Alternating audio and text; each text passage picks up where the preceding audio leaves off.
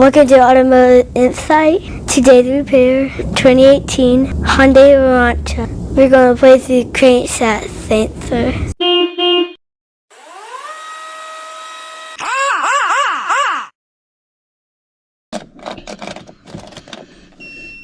A cake lighter. Yeah. What is this again? Cake lighter. A cake lighter for lighting cakes? It sure is.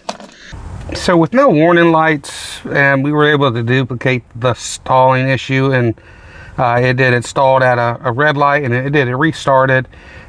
No warning messages. So first thing we're going to do is scan the whole vehicle, see if there's any codes. So it has a pending P0335 crankshaft position A circuit code, and that can definitely cause a stalling issue, intermittent stalling issue. Is it a sensor or is it the circuit? Let's check it out. So we're going to remove the lower engine cover. It's got a bunch of these plastic clips and 10mm bolts.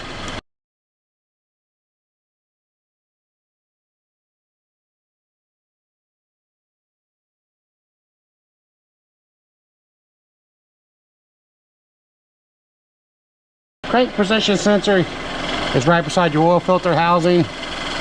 So I just like to try to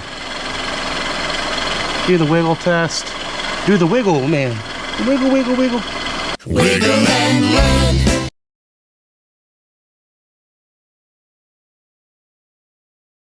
I didn't get any kind of reaction out of the engine, which was looking for stalling. It didn't happen. So just to be on the safe side, this is a reasonable repair, and what I would just say is let's take the chance, let's replace the crankshaft sensor and go from there. The part is available locally. That does kind of tell you the sign that it might be a common failure for it. So that's what we're going to do. So we're going to start replacing the sensor. We're going to disconnect it from this bracket up here. There's a push tab on the back side, or a push lock.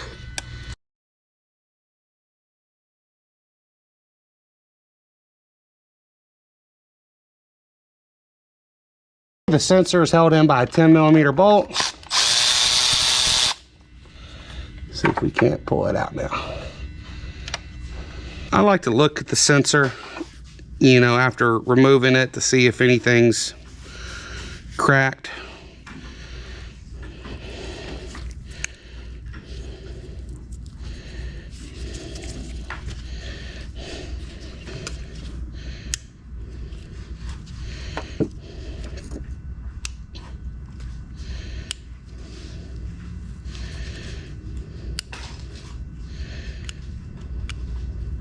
So we got our new sensor.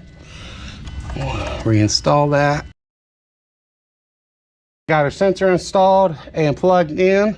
We're going to put our lower engine cover back on.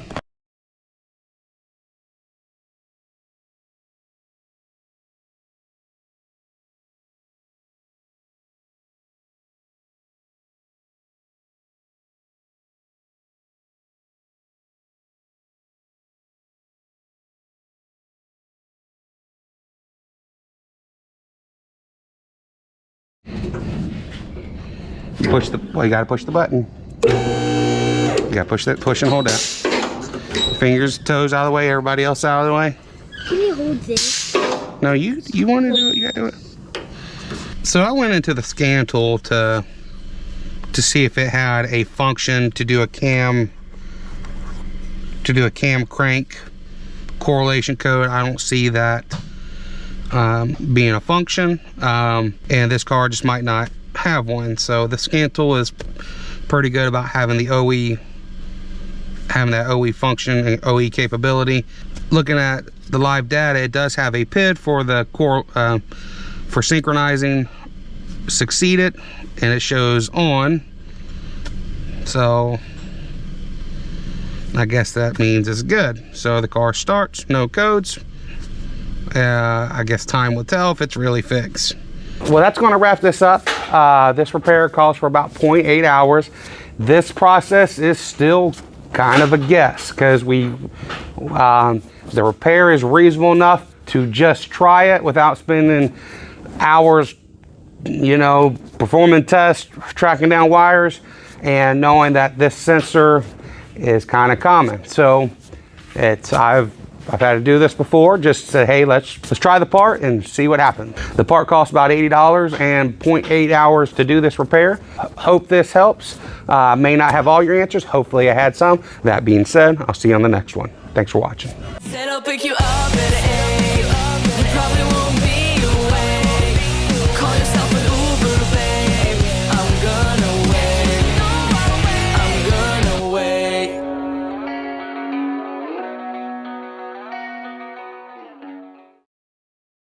Okay, stay out of there. I'm trying to. You stay out of there. But I think I found a dollar coin. No, there's no dollar coins in there. How do you know? That is a dollar coin.